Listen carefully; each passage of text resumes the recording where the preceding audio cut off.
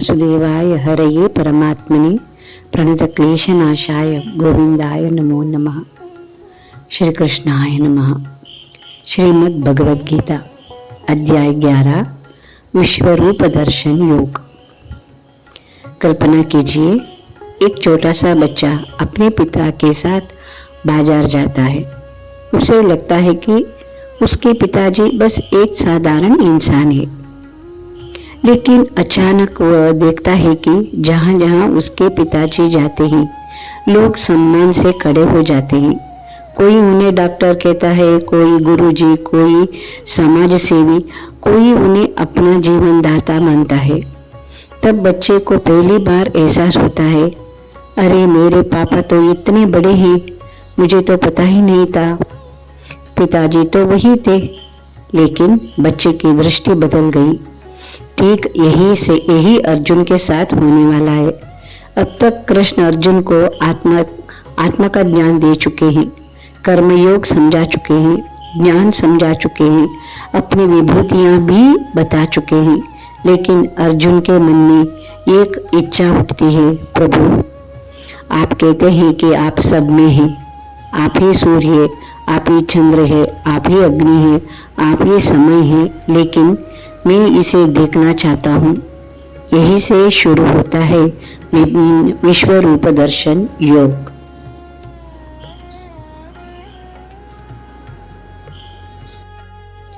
ज्ञान सुनना और अनुभव करना अलग बातें।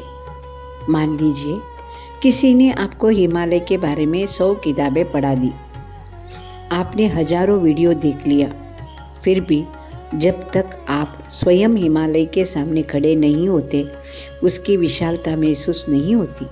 यही फर्क है ज्ञान और अनुभव में। कृष्ण अब अर्जुन को वही अनुभव देने वाले हैं।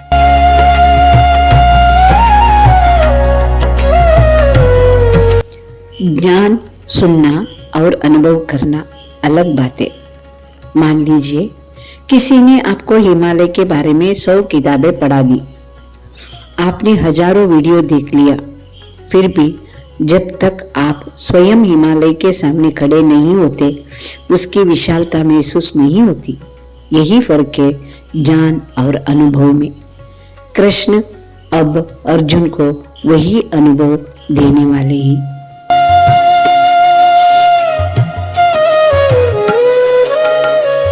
अर्जुन की विनम्र प्रार्थना है। अर्जुन बड़े प्रेम से कहते हैं, प्रभु मैंने आपकी बातें सुनी, अब मेरे सारे संदेह दूर हो रहे हैं, लेकिन यदि आप उचित समझे तो मुझे अपना वह दिव्य स्वरूप दिखाइए जिसमें पूरा ब्रह्मांड समाया हुआ है। ध्यान दीजिए, अर्जुन आदेश नहीं देते, वे कहते हैं यदि आप योग्य समझे। यही सच्चे शिष्य का पहचान है।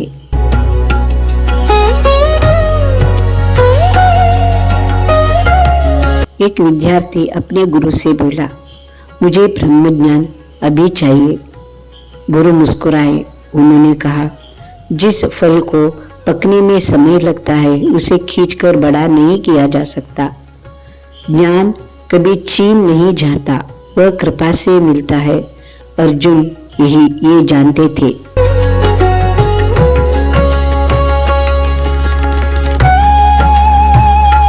अर्जुन के विनती सुनकर भगवान कृष्ण मुस्कुराए। उन्होंने कहा, अर्जुन तुम मुझे इन साधारण आंखों से नहीं देख सकते, मैं तुम्हें दिव्य दृष्टि देता हूँ। यहाँ एक बहुत बड़ा संदेश छिपा है। दिव्य दृष्टि क्या है? इसका अर्थ ये नहीं कि अर्जुन को कोई नया चश्मा मिल गया। दिव्य दृष्टि का मतलब दृष्टिकोण बदल जाना। आज भी दो लोग एक ही घटना देखते हैं, एक कहता है सब खत्म हो गया, दूसरा कहता है यही से नई शुरुआत होगी। घटना वही है, लेकिन दृष्टि अलग है। उदाहरण, बारिश हो रही है, एक किसान खुश है, एक दुकानदार परेशान है, एक बच्चा नाच रहा है, एक यात्री छत ढूंढ रहा है। बारिश तो एक ही है, लेकिन देखने वालों की दृष्टि अलग अलग है। ईश्वर को देखने के लिए आंखों से ज्यादा मन की दृष्टि चाहिए। अब संजय बोलते हैं, धृतराष्ट्र स्वयं अंधे थे, इसलिए संजय दिव्य दृष्टि से सब कुछ देख रहा है, क्योंकि संजय को दिव्य दृष्टि प्राप्त थी। संजय कहते हैं, हे राजन, अब जो दृश्य मैं देख रहा हूँ उसे शब्दों में कहना लगभग असंभव है। विश्व रूप कैसा था, अब कल्पना कीजिए। पूरा आकाश, पूरा ब्रह्मांड, अनगिनत सूर्य, अनगिनत चंद्रमा, असंख्य देवता, ऋषि मुनियां, नदियां, पहाड़, तारे, समय, जन्म, मृत्यु, भविष्य, भूतकाल, वर्तमान, सब एक ही विराट शरीर में दिखाई दे रहे हैं। कहीं हजारों मुख, कहीं अनंत नेत्र, कहीं अनंत भुजाएं, कहीं दिव्य आभूषण, कहीं अग्नि जैसे चमक। ऐसा नहीं कि कृष्ण के सामने ब्रह्मांड था, पूरा ब्रह्मांड ही कृष्ण बन गया था।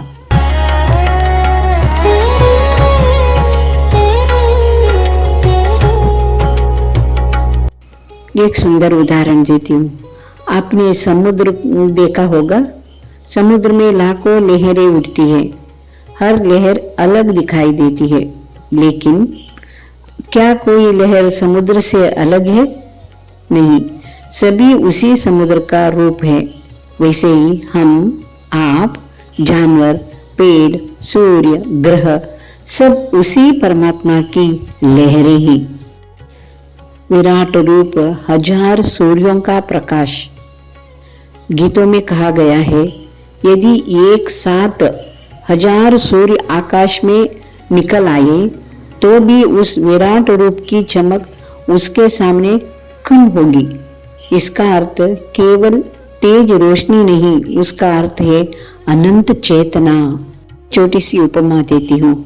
रात में आप मोबाइल की टॉर्च जलाते हैं, सुबह सूरज निकलने पर उस टॉर्च का कोई महत्व नहीं रहता।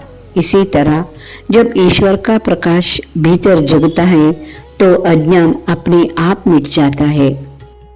और कहती हूँ, अर्जुन क्या देखते हैं?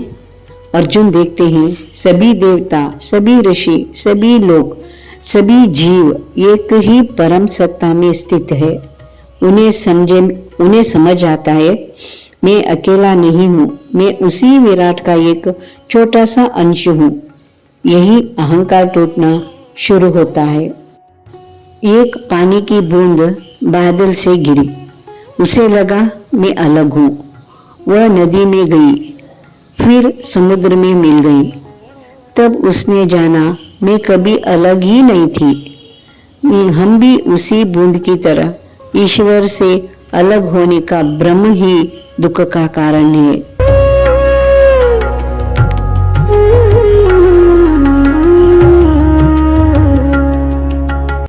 हाँ, अर्जुन की स्थिति बदल जाती है। अब तक अर्जुन कृष्ण को अपने मित्र के रूप में देखते थे। हे कृष्ण, हे सखा कहकर बातें करते थे, लेकिन अब उनके सामने स्वयं अनंत ब्रह्म खड़ा है। उनका शरीर कांपने लगता है, रोमांच हो जाता है, हाथ अपने आप जुट जाते हैं, आंखों से आंसू बहने लगते हैं। वे कहते हैं, प्रभु अब मैं समझ गया आप कौन है।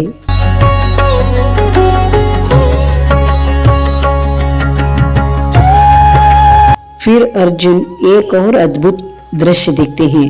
युद्ध भूमि के सभी महान योद्धा भीष्म, द्रोण, कर्ण और अनेक वीर सब भगवान के अग्निमय मुख की ओर बढ़ते जा रहे हैं। जैसे नदियां समुद्र में मिलती है, जैसे पतंगे आग में कूद पड़ती है, वैसे ही सब उस विराट रूप में समा रहे हैं। अर्जुन घबरा जाते हैं। वे पूछते हैं, प्रभु ये क्या हो रहा है?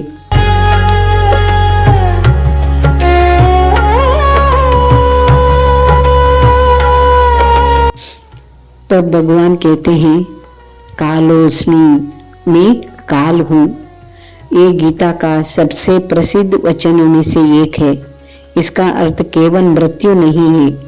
काल वही शक्ति है जो हर परिवर्तन का कारण है। जो जन्म देता है वही एक दिन परिवर्तन भी लाता है। एक उदाहरण से समझेंगे हम। एक माली बीज बोता है, बीज अंकुर बनता है, पेड़ बनता है, फल देता है, फिर एक दिन सूख जाता है। क्या वह दुखद है? नहीं, यही प्रकृति का नियम है। समय किसी से शत्रुता नहीं करता, समय केवल अपना कार्य करता है। भगवान अर्जुन से कहते हैं, ये सब योद्धा मेरे द्वारा पहले ही नियत हो चुके हैं, तुम केवल निमित्त बनो। यही इस अध्याय का सबसे व्यावहारिक संदेश है। हम सोचते हैं सब कुछ मैं कर रहा हूँ, लेकिन ईश्वर कहते हैं तुम माध्यम हो, कर्ता मैं हूँ। एक सुंदर उदाहरण से समझते हैं। एक बांसुरी कभी नहीं कहती मैंने संगीत बनाया, वह जानती है संगीत तो कृष्ण की सांस से निकल रहा है, वह तो केवल माध्यम है। अगर हम भी अपने जीवन में स्वयं को माध्यम मान ले तो अहंकार भी कम होगा और असफलता का बोझ भी हल्का हो जाएगा।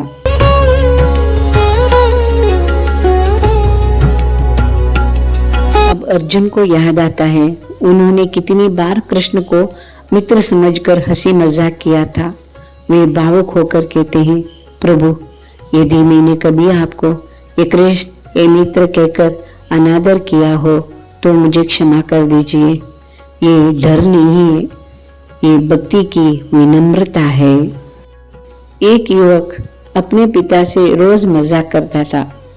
एक दिन उसे पता चला कि उसके पिता वर्षों से छुपा छुपा उसके लिए संघर्ष कर रहे थे।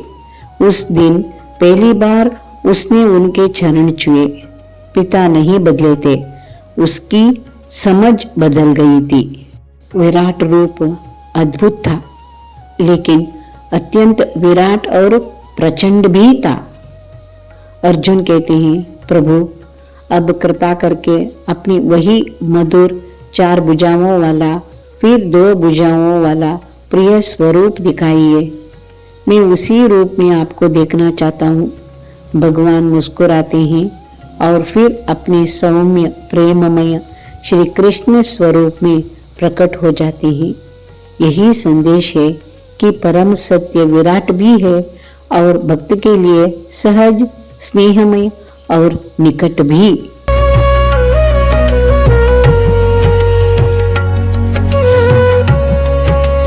विश्वरूप दर्शन योग हमें 5 गहरी बातें सिखाती है। 1. ईश्वर केवल मंदिर में नहीं पूरे ब्रह्मांड में व्याप्त है। 2. ज्ञान का अंतिम लक्ष्य अनुभव है। 3. अहंकार तब टूटता है जब हम अपनी सीमित सत्ता से ऊपर उठते हैं। 4. हम कर्ता नहीं, ईश्वर के निमित्त हैं। 5.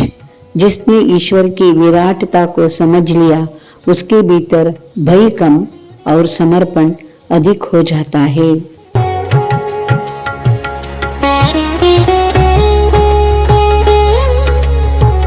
जब हम रात को आकाश में असंख्य तारे देखते हैं तो हमें अपनी छोटी सी चिंता बहुत बड़ी लगती है, लेकिन यदि उसी क्षण याद आ जाए कि जिसने इन अनगिनत तारों को बनाया है वही मेरे हृदय में भी विराजमान है, तो जीवन का भय धीरे धीरे विश्वास में बदल जाता है।